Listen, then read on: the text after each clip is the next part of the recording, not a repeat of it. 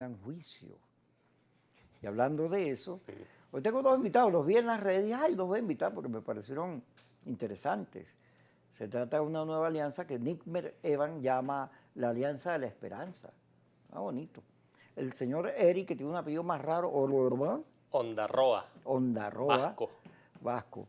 Y el señor Villegas, Freire Villegas, hijo o hermano, no sé, de Vladimir Villegas, algo. Aunque No él es tanto, más. somos amigos, pero no llegamos al nivel de afiliación. Sí, pero el villeguismo es una teoría que consiste en... No le explique. Los vi ayer en las redes, una rueda de prensa, me llamó la atención porque la pelea entre la Alianza Democrática y el G4, que todo el mundo conoce, está regado el país porque ellos creen que la gente no se da cuenta. Pero las actuaciones, sobre todo del G4, oye, están llamando la atención de todo el mundo. Ellos creen que ellos son la alianza, que la gente va a votar con la manito, el 2015, el recuerdo, y que todo esto que están haciendo, incluido la declaración ayer de Marquina, muy dura, porque lo sacaron del juego, o la de Juan Pablo Guanipa, que llama la atención otra vez, que esas cosas no pasan. Vamos a conversar un poco de eso, porque ustedes dicen, la alianza Lápiz y la alianza Centrados, dicen que hay una tercera opción, un centro, una cosa distinta, que no estamos condenados a la derrota, sino que se puede abrir camino. Señor Eli, tome la palabra usted primero y cuénteme de qué se trata. Bueno, muchísimas gracias por la invitación. Un abrazo a todo el equipo técnico y de cámaras y a todos los que nos están viendo la tarde de hoy. Mira, aquí con nosotros, yo creo que lo primero es importante aclarar que nosotros no estamos en contra de nadie. Nosotros estamos a favor de construir una política diferente que tenga como primer punto de la agenda al venezolano de hoy. Un venezolano que no está esperando las dádivas de nadie y un venezolano que pide a gritos en cada sector popular a lo largo y ancho del territorio nacional que le dejen hacer y que le brinden las oportunidades para que producto de su esfuerzo y de su talento pueda sacar a su familia adelante. Entonces pareciera ser que algunas organizaciones políticas no entienden al venezolano de hoy, no están en sintonía. ¿Qué estamos proponiendo nosotros desde Centrados y desde el APIS y el MDI? Bueno, tener a los mejores candidatos sin importar la organización política a la que representan. Es el momento de tener gerentes eficientes que en verdad puedan brindar soluciones concretas a los problemas que aquejan a todos los venezolanos. Por ejemplo, el tema del agua. Necesitamos gerentes que vengan a resolver el tema del agua en los distintos municipios del país. Y el 21 de noviembre es la extraordinaria oportunidad para renovar a la clase política venezolana. Señor Villegas, cuénteme usted qué es Centrado, porque la gente dice, ¿y esto dónde apareció? Porque tiene un color que se ve a legua. Es un magenta, ¿qué es Centrado? No, al final Central es una plataforma electoral que en medio de esta crisis de liderazgo y de partidos está buscando brindar una opción a todas las personas que quedaron por fuera. Y que quedaron por fuera y que nos da la libertad a nosotros como independientes de tomar decisiones que no dependen de los convenios partidistas sino de los acuerdos de una cúpula de 4 personas. ¿Qué planteamos nosotros? Nosotros planteamos, tal cual plantea Eris del Lápiz, apoyar a los mejores candidatos independientemente de las organizaciones políticas y la militancia que tengan. Te pongo ejemplos, por ejemplo, Kiko. Tenemos el caso de Táchira con Lady. ¿Cómo nosotros podemos negar que Lady, viniendo de la D, más allá de la crisis actual que tenga D, es una candidata que viene del G4 y viene de la D original?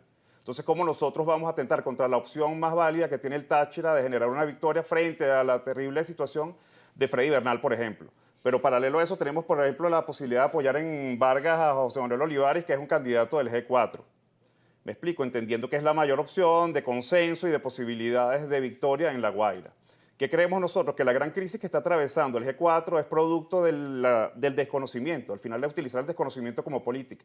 Desconocimiento de los que pensaron diferente a mí y que estuvieron conmigo, pero yo los desconozco, y desconozco más aún al que no piensa como yo. Entonces, ante esa crisis de desconocimiento es imposible que tú construyas liderazgo y aglutines gente. Entonces, eso es lo que nos tiene en esta ruta de 22 años de derrotas. Derrota tras derrota, pues cada vez tú sigues desconociendo más venezolanos, los que no piensan igual a yo, los que no se parecen a mí y mucho menos los que piensan diferente. Entonces no hay posibilidades mediante el mecanismo de desconocimiento de acceder al poder, porque tú tienes que reconocer en este caso que hay gente que piensa diferente a ti, que hay gente que puede coincidir o no contigo, pero que tú tienes que salir a la calle a convencerla y a reconocerla y juntarla, más allá de los intereses partidistas y de voto. Ya nosotros al final estamos jugando el rol desde Centrados y el Lápiz que ha debido jugar la unidad, que es desprenderse y buscar despolarizar y conciliar con todos, buscar conciliar los mejores liderazgos. Y nosotros vamos más allá. En el caso del Estado portuguesa tenemos la candidatura de la exgobernadora Antonia Muñoz, correcto, que es la opción más válida que tienen para acceder y ganar y derrotar al chavismo. ¿Por qué nosotros vamos a desconocer esa realidad? Si nosotros seguimos desconociendo las acciones de gente que se va desprendiendo, que sencillamente tiene diferencias, no hay posibilidades de sumar ni avanzar ni ganar. Esa es la posición que tenemos nosotros desde Centrado. Ok, fíjate, vamos con Eric. Después en el otro negro cambiamos. No hay problema, no somos Pero el mismo equipo. fíjate, yo he aprendido en la vida que no necesariamente a la gente le gusta que le digan la verdad. Correcto. El cuadro electoral del día 22, el país se va a llenar rojo, rojito. ¿Por qué? Porque, bueno, hay 3, 4, 5 candidatos y una peleadera, porque se dicen alacranes, cucarachas, se insultan por todos lados y la gente los está viendo. Hay quienes creen que no, que sencillamente hay un rechazo muy grande a Maduro y entonces la gente va a salir voto castigo a votar, sobre todo por la oferta de la manito, que es la unidad, la plataforma unitaria, cuando es un pedazo, la oposición no es completa. Hay un estilo de hacer política que ya la gente está fastidiada. La gente no quiere saber nada. Ayer lo decía un amigo en una reunión que yo estaba, decía, la gente siente que la política le echó a perder su vida, porque el país que tenemos hoy no es el del pasado, ahora es peor. La política, la confrontación lo volvió un trapo.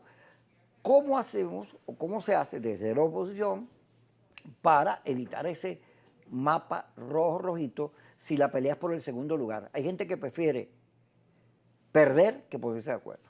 Mira, Kiko, yo creo que lo primero es que tenemos que entender cuáles son los números que tenemos hoy.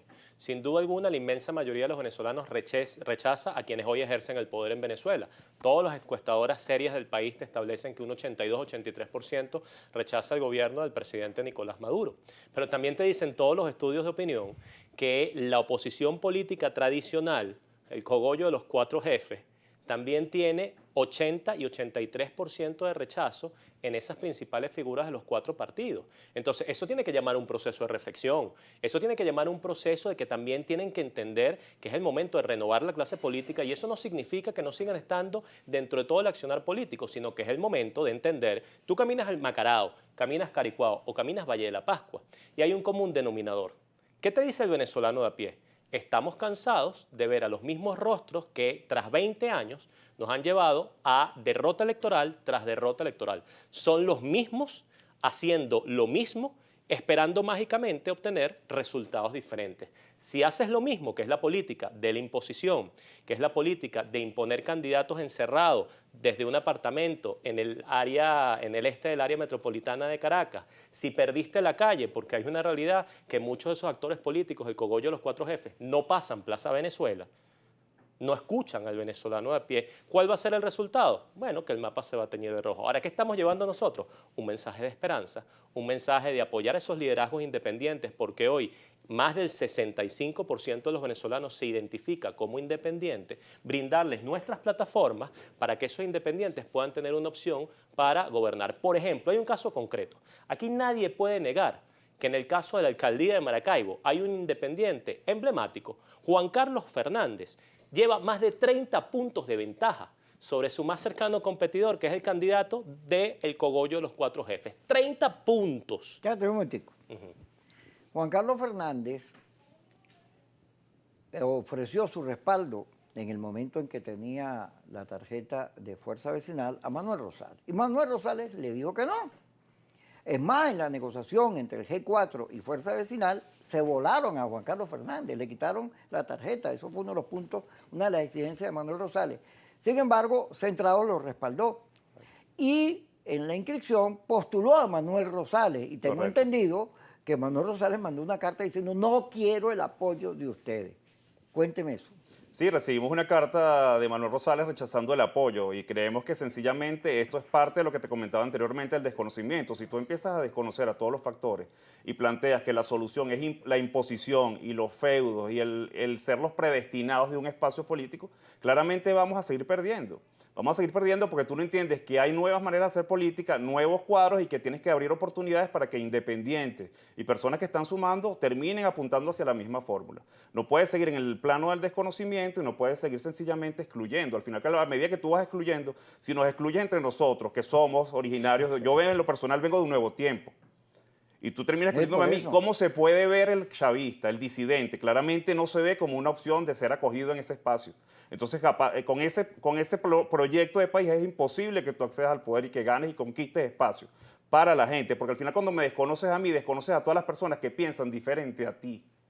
Y ahí es donde está la gran crisis de la oposición, de este cogollo de G4 que te impone, que te dice, bueno, Gustavo Duque, que es el alcalde de Chacao, que es el hombre con mayor consenso y con una gestión que es de la gente, que ha sabido apartarse de la polarización, y yo te desconozco porque yo te quiero imponer en tu municipio los candidatos y las barajitas que yo decido que tú tengas, por el simple hecho de yo manipular de manera, vamos a decirlo, tendenciosa a lo menos, la unidad, porque al final la unidad hoy, que es la decisión de 4 personas repartiendo todos los cargos del país, no representa lo que fue en el 2015, que fue un proyecto que incluía cientos de organizaciones políticas, cientos de organizaciones de la sociedad civil, y que fue un proyecto que apuntó a una unidad real. Nosotros lo que creemos ahorita es que no hay una unidad real y que lo que se está planteando es utilizar una máscara que al final lo que esconde es la incapacidad de esos partidos a querer medirse y demostrar que todos son igual de enanos. Bueno, y es un Ajá, hecho ya, público, ya, notorio. Rico, dame al corte. Ya, esto no me quieren secretarios generales o coordinadores nacionales, como se dice. Señor Freire, ahora vamos con usted, Freire Villegas. ¿Y cuál es, Eri, tu apellido? Que ese no me lo aprendí. Ondarroa. Ondarroa, Vasco. Freire, fíjate, yo lo escucho y yo veo que ustedes están muy referidos al G4, a la manito, a la cosa, pero ¿no será ese el problema? Que la oposición se está mirando el ombligo y no ve el país, que no ve a la gente, que no escucha lo que dice la gente en la propia campaña. Oye, ustedes vienen aquí nada más a buscar votos y después no los veo. Oye, me estoy muriendo de hambre, necesito agua, gas, luz, etc. Y la polémica que hay es puro política, cuando la gente está rechazando la política. Tú hablas de la manito. Fíjate, Rosales rechaza que lo apoye, porque yo no sé cómo va a ganar la gente que dice que rechaza que lo apoyen, pero bueno. Pero esta pelea por el segundo lugar, por ver quién dirige la oposición, es una cosa insólita. Alguien tiene que decirle que eso no tiene sentido, que la gente está esperando, oye, la educación. Tú sabes la preocupación que hay en los hogares venezolanos porque el regreso a clases tarda. Y luego, ¿cómo estarán los salones? ¿Cómo estarán las escuelas públicas? Si las universidades han sido saqueadas, imagínate tú las escuelas. No están como demasiado centrados en el discurso de la política y no de la gente. No, porque yo en lo personal creo que al final el desconocerse entre factores, terminas desconociendo a la gente. Imposibilitas la capacidad de acuerdo entre factores políticos que pueden tener diferencias para ponerse de acuerdo en brindar soluciones a la gente.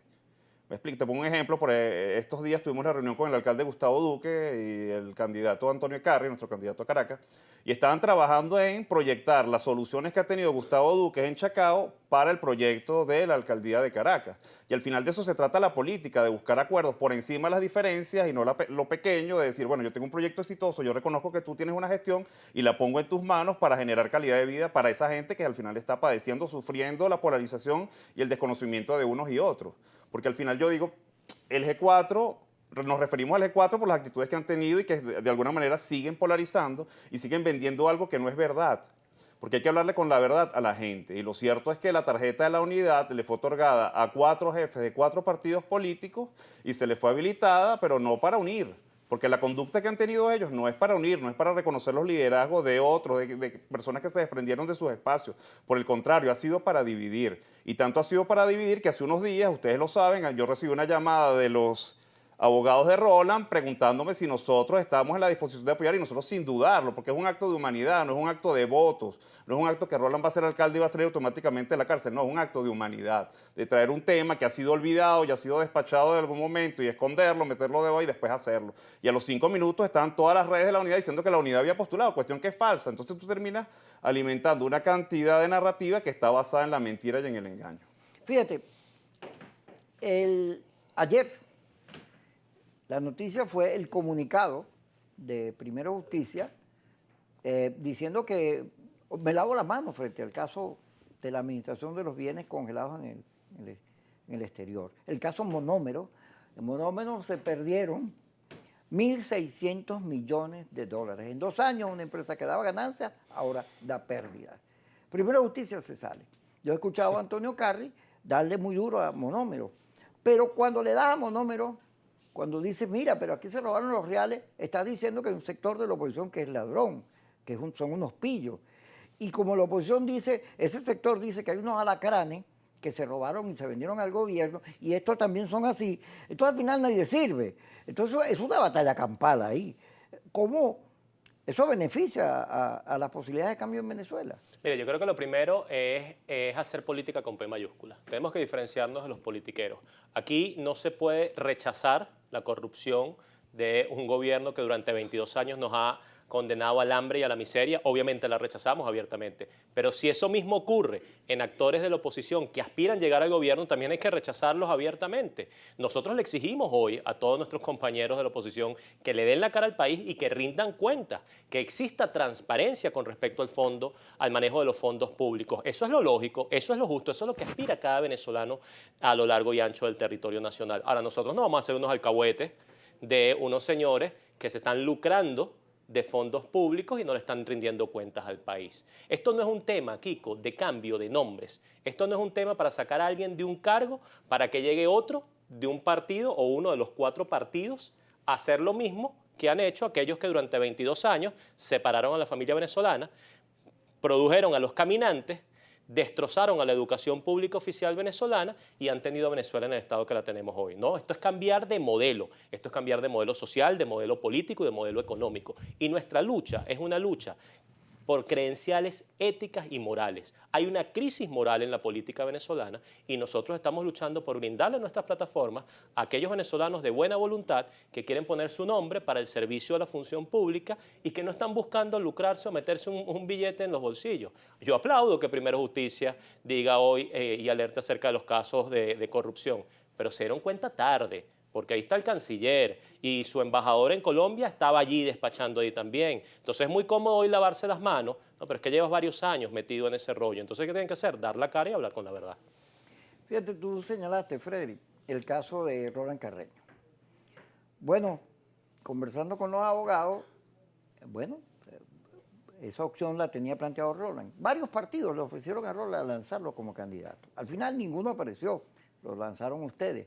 Pero en vez de producirse una avalancha de la unidad, convertir a Roland Carreño, mi querido Roland, Un símbolo nacional. en un punto símbolo de de unidad. coincidencia. Bueno, resulta que las principales alianzas, el G4 y la Alianza Democrática, ninguno de los dos lo está apoyando. ¿Qué pasa ahí? Las mezquindades que están operando al final, y es la desconexión con el sentimiento al final. Un cálculo que, como ustedes lo plantean, es probable que barra el chavismo si seguimos como vamos. Ahora, nosotros estamos construyendo una opción de unir, no de desunir. Por encima de las tendencias y de las militancias políticas, nosotros estamos tratando y haciendo esfuerzos reales de unir y coincidir donde podamos coincidir con la mayor cantidad, con la libertad que nos da ser independientes. Claro. La libertad que nos da ser independientes y buscar coincidir. Ahora, como recibo la carta de Manuel Rosales, recibo la carta de 200 o 300 dirigentes de Un Nuevo Tiempo que nos están pidiendo que lo apoyemos, o de PJ, de amigos de PJ, o Voluntad Popular, que están llegando a acuerdos en las regiones por encima de los cogollos de los 4 jefes que están buscando dividir. En las regiones la gente se está poniendo de acuerdo y entendiendo que hay una crisis y que son necesarios todos los factores para avanzar y poder derrotar al gobierno donde se pueda. Ajá. Pero fíjate, Eric, aquí uno para acá, uno para acá. Ping pong. Fíjate, Eric, pero ambas agrupaciones, Centrado que es una tarjeta y la Alianza Lápiz, apoyan candidatos del G4 y de la Alianza. Y de la Alianza Democrática. Sí. Ninguno de esos candidatos fue electo por primaria, por consenso, por reuniones o de acuerdo, sino que los pusieron allí. Hay el mismo comportamiento, pero ustedes lo suscriben. Eso me lo vas a responder cuando regresemos. O sea, es una maldad para que usted se quede pegado ahí y no se vaya. Ya estamos con ustedes.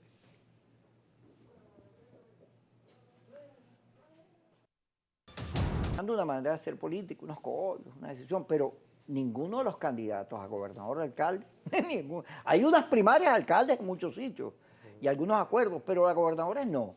Y ustedes, ambos factores, Lápiz y Centrado, están apoyando a esos mismos candidatos. Ya lo mencionó el señor Frederick.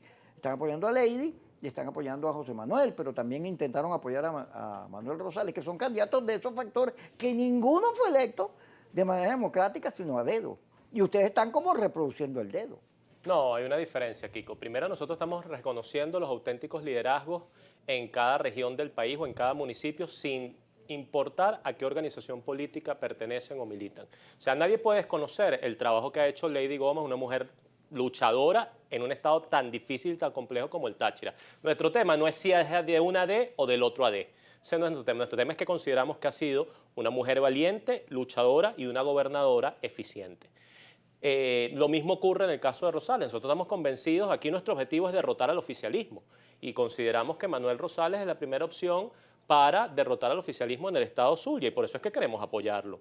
Igual ocurre en el caso de Américo de Gracia en Bolívar, que nosotros consideramos que es una opción real y que nadie puede poner en tela de juicio su credencial ética y moral. Durante muchísimos años has alertado acerca de la difícil situación de lo que ocurre en Bolívar. Ahora, te pongo un ejemplo. El problema aquí es que en la oposición venezolana ocurre lo mismo que en el PSUV. En el G4 ocurre lo mismo que en el PSUV. Los extremos se parecen, copian los comportamientos entre sí y se nutren Pero el PSUV entre hizo sí. primaria. Y no respetó los resultados y no acató los resultados. Y en el caso del cogollo de los 4 jefes, entonces te convocan a unas encuestas en Miranda y el señor Carlos Ocariz desconoce los resultados. Uzcategui les propone unas primarias y el cogollo de los 4 jefes no quiere ir a las primarias. Nosotros en el caso de Caracas con Ecarri, nosotros anunciamos hace muchos meses que íbamos por la alcaldía del municipio Libertador, hicimos todo el cronograma que nos dijo la plataforma unitaria en voz de Ramón José Medina, que nos dijo, miren, aquí hay 3 maneras, consensos, encuestas o primarias. Y en el seno de la plataforma unitaria consignamos las encuestas de data análisis y de varianza, que son las mismas encuestas, la data análisis que utilizó Carlos Ocariz para Miranda. Entonces, para un lado son buenas y para otro lado no son buenas. Entonces, ¿qué estamos haciendo nosotros? Innovar. Nuestro tema no es el cogollito pasado de que si forma parte de un partido o no, a nosotros no nos interesa. A nosotros lo que nos interesa es quiénes son los líderes que pueden derrotar al oficialismo y más allá de eso, quiénes son los verdaderos líderes que le pueden resolver los problemas a la gente, Kiko, porque en medio de este debate de la política, de unos contra otros, que se comen, que se insultan, ¿dónde queda la gente? ¿Dónde se ve el venezolano a pie representado y cómo hacemos que la política vuelva a ser útil para el venezolano de a pie? Tú le preguntas hoy a cualquier caraqueño o cualquier venezolano si confía en los actores políticos. No. ¿Por qué? Porque no les es útil, porque no hay un discurso y no hay una narrativa que diga cómo vengo a resolver tus problemas, cómo voy a ser útil y cómo la política puede ser el arte de mejorar la condición y la calidad de vida de cada venezolano. Hacia allá tenemos que apuntar. Ajá, fíjate. Hoy es 28 de septiembre y se cumple un año más del fallecimiento de Rómulo Betancourt, se murió en el 81. Rómulo Betancourt, político sagaz, audaz, popular, logró trascender fundamentalmente porque le plantó a la Venezuela de Gómez, del posgomecismo, un diseño. Construir carreteras, electrificación, petroquímica, hierro, toda una cantidad de empresas, industrias y servicios para que Venezuela pudiera traer comercio, industria, generar desarrollo, o sea, una infraestructura para que de ahí en adelante pudiéramos crecer. Pero uno oye ahora, en todos estos debates, la MUD, la Alianza, que el tema país no está en discusión. ¿Sí? ¿A cuál es la Venezuela que aspiramos? Porque esta Venezuela de hoy, oye, se sigue yendo el agua, a mí se me da el agua todos los días, la luz sigue siendo intermitente, el coronavirus es intermitente, va, viene, lo cierran, lo abren. Tenemos una situación que uno dice, bueno, ¿y cómo salimos de esto? ¿Cuándo vamos a tener un país de progreso, señor Frederick? Cuénteme, ¿qué idea tiene usted? ¿Cuál es la imagen de la Venezuela? Nosotros creemos en la Alianza del Lápiz Centrados que ciertamente nosotros estamos viendo una proyección de futuro. Al final que vemos un futuro. Nuestro futuro no es el pasado. Nosotros vemos candidatos que están diciendo, no, el pasado, cuando es inviable el pasado. Es inviable porque no hay una renta petrolera, porque los recursos que vas a recibir son diferentes, son menos, y tenemos un gobierno que es incapaz de garantizarle a la gente que le llegue el agua a su casa. Entonces, ante ese escenario, tú tienes que buscar soluciones que pasan por el reconocimiento y por el consenso. Insistimos en el reconocimiento, porque en el momento que tú reconoces al otro, pues eres capaz de orquestar soluciones para la gente. No es casualidad que más del 73% de la gente está rechazando a los partidos políticos, a los liderazgos tradicionales. ¿Por qué? Porque es una dirigencia que se ve al espejo y es incapaz de mirar a la gente. Nosotros planteamos que dejen de verse al espejo y empiecen a construir consensos para solucionar los problemas de la gente. Solucionar los problemas de la gente pasa por ponerse de acuerdo entre los diferentes.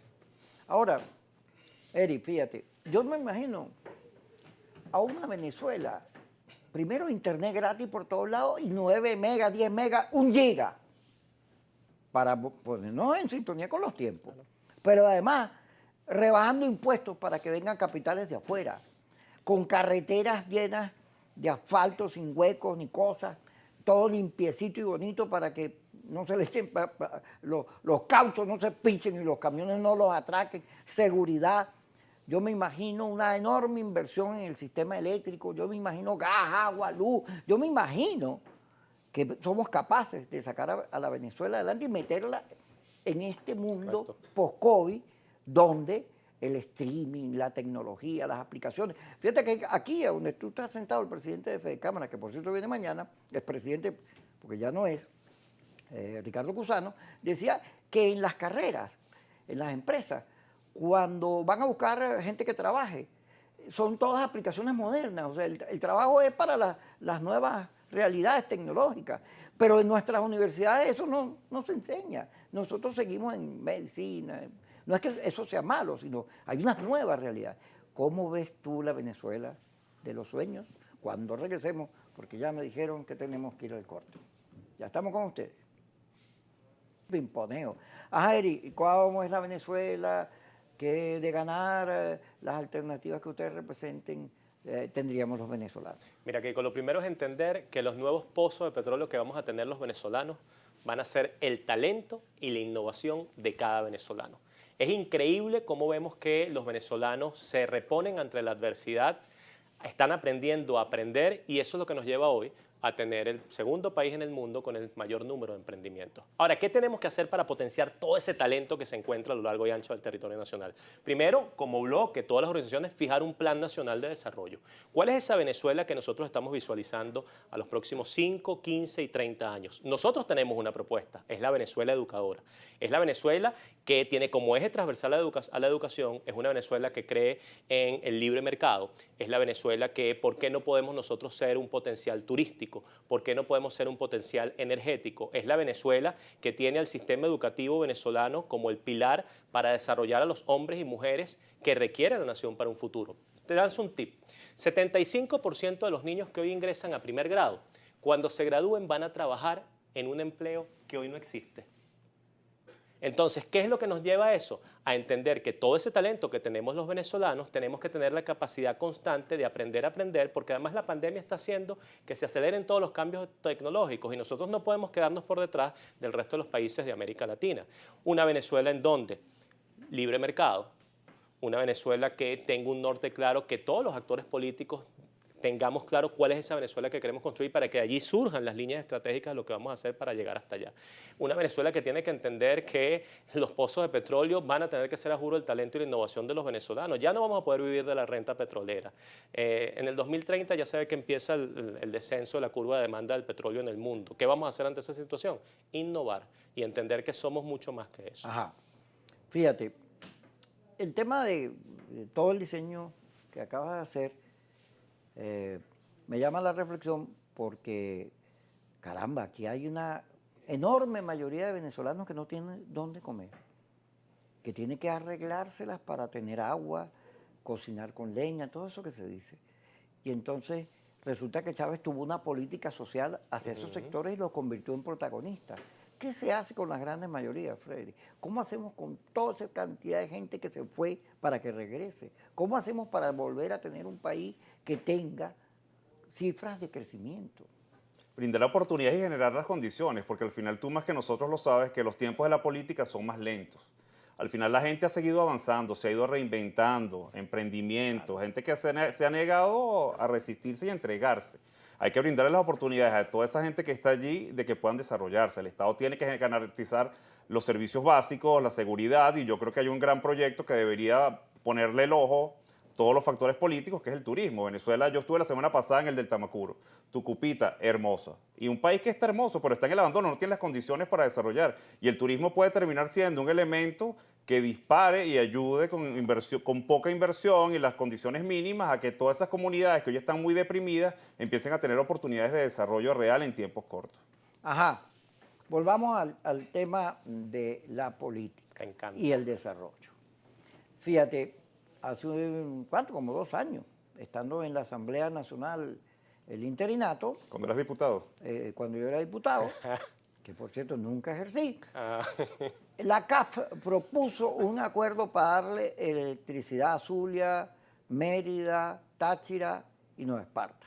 Y la oposición votó en contra dijo que no, porque eso se lo iban a robar y no sé qué cosa, y no les importó a la gente. Ah, ¿cómo quedamos entonces? No sé. ¿Qué es vamos a seguir en la peleadera y entonces a la hora de la realidad es puro discurso? ¿Por qué los políticos puro cuento? Y al final, cuando le toca tomar decisiones, prefieren que se friegue el otro, que fregar a Maduro. Fíjate las sanciones tienen fregado el país. Sí, sin duda. Tienen que quitar las sanciones. La oposición debería ser el primero. Mire, ya está, no sirvió, ¿ok?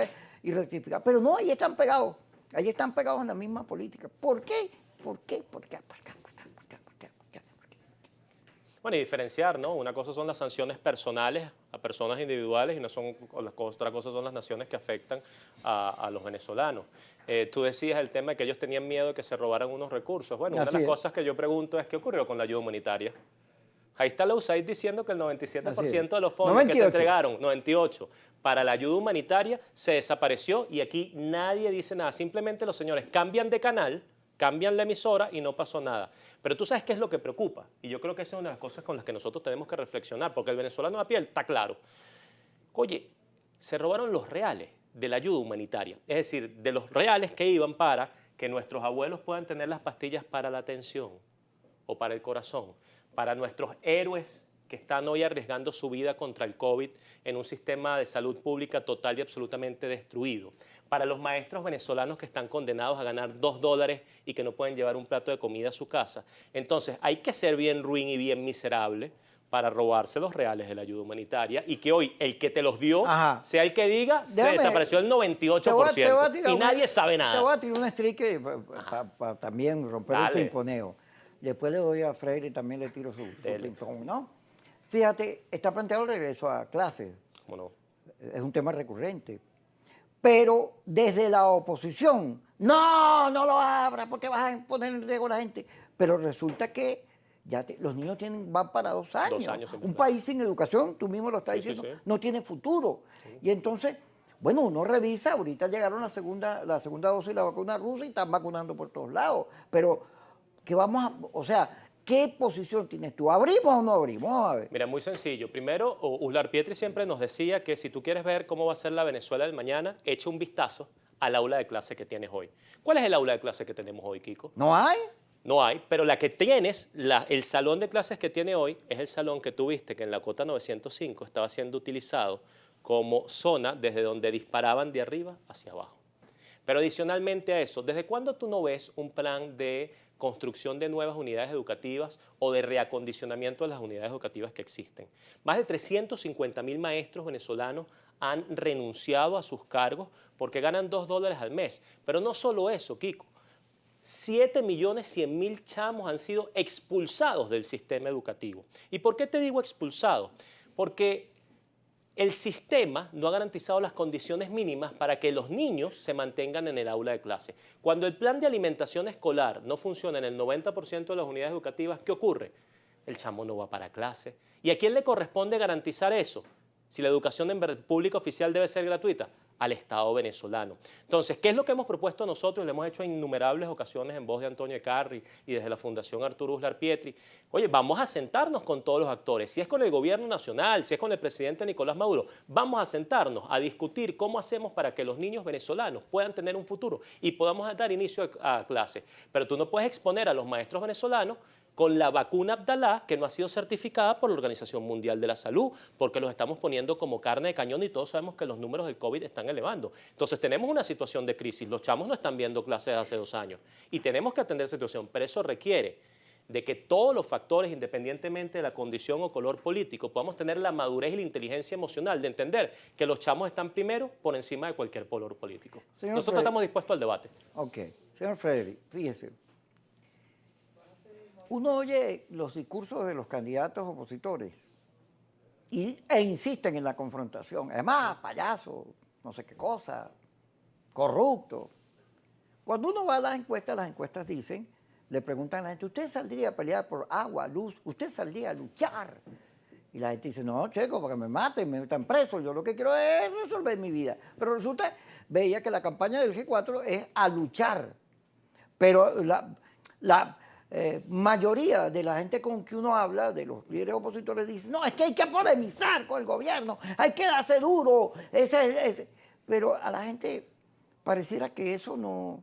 ¿Cuál es la campaña que van a hacer ustedes? No, yo en base a lo que tú estás planteando, yo creo que el 80%, el rechazo 80% que tiene la gestión del presidente Nicolás Maduro refleja lo que la gente está padeciendo. Claro. Lo que es ilógico es que la dirigencia opositora quiera narrarle a la gente las desgracias que está viviendo en carne propia. Eso es absurdo. Es decir, la gente está buscando en la clase opositora que tenga la posibilidad de generarle soluciones y rutas claras para salir de esa crisis y conectar. Porque hay una falsa premisa que es que ese 80% de rechazo que tiene el gobierno es automáticamente la oposición y no es así.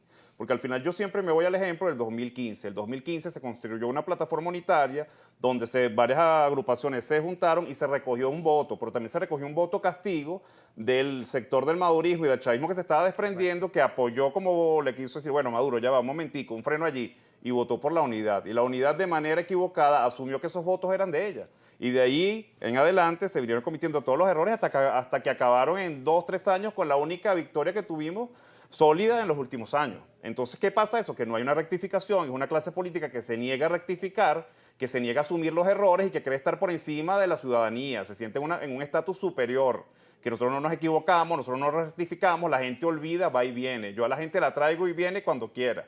Porque ese mismo liderazgo que hace 6 meses o 7 estaba en un gobierno interino, hoy en día está en la participación sin explicar qué pasó, por qué yo cambié. Ese mismo liderazgo de los 4 jefes del cogollo estaban cayéndole a palos a los 2 rectores de la oposición. Correcto. Cuando ellos fueron incapaces en su momento de la Asamblea Nacional, que se controlaba la oposición, de nombrarlos. Y no los nombraron no porque no quiso el gobierno, no lo nombraron porque ellos no tuvieron voluntad política de hacerlo. ¿Cómo no tener yo las garantías de entender que el señor Roberto Picón, un venezolano ejemplar, Enrique Márquez, son venezolanos que están allí, que hay equipos técnicos trabajando en las condiciones? No es que el gobierno siempre te derrota.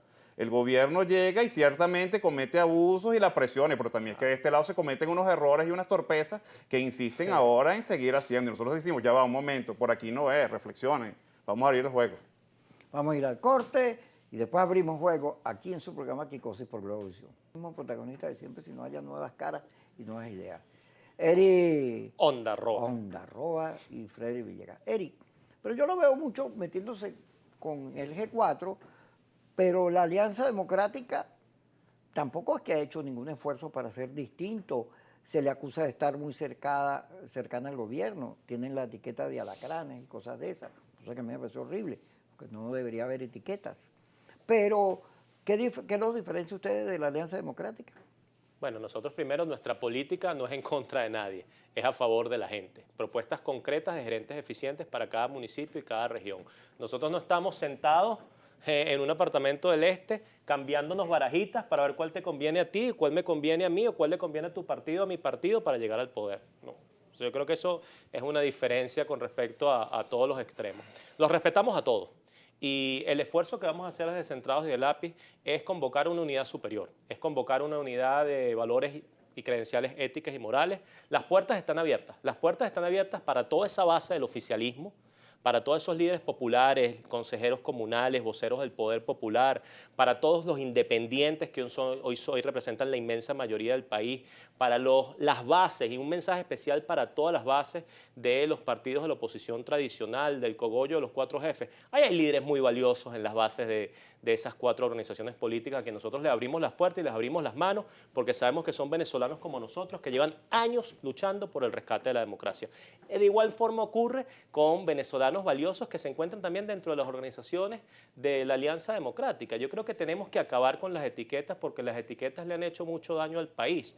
Actuemos con política de las ideas, con nuevos rostros, con nuevas ideas, con nuevos voceros y seamos propositivos. La gente está cansada de la golpiza y lo que crees qué es lo que vas a hacer tú o qué es lo que va a hacer tu movimiento para resolver mi problema concreto. En eso es lo que estamos anotados, centrados y lápiz. Estamos centrados con el lápiz en la gente. Me decía Freddy, a Armando Mengual, que es candidato en Carabobo, que cuando él decía ni con Maduro ni con Guaidó, la gente sí, se le emocionaba. Y yo venía pensando mucho de eso porque a mí, a veces yo digo, oye, es que qué fastidio es ser de oposición en Venezuela. Porque la oposición, primero, vive peleándose entre ella misma, se etiqueta, se insulta. No habla de propuestas de país, de sueños, no rescata la esperanza. Todo es una puyadera, una navaja. Una zancadilla. Sí, una purga, una cosa de esa, ¿no? Y no habrá llegado la hora de decirle a esas organizaciones, a todo eso, váyanse para el carrizo y construir otra cosa nueva, como ha ocurrido en Chile, en Argentina, te pregunto. No, el esfuerzo que estamos haciendo nosotros desde Centrados y el Lápiz va apunta en esa dirección. Y yo creo que es que no es que nosotros estamos cayéndonos a codazos ni desconociendo, estamos señalando de manera clara lo que nos está diciendo. Y nuestras diferencias de fondo son con la dirigencia de las cuatro cabezas de esos cuatro partidos que nos han conducido durante 22 años a una cadena de derrotas sin posibilidades de rectificación. Pero abajo hay un liderazgo que está trabajando y no ha dejado de trabajar, candidatos a alcaldes, candidatos a concejales, gente que está allí, que pertenecen a esas organizaciones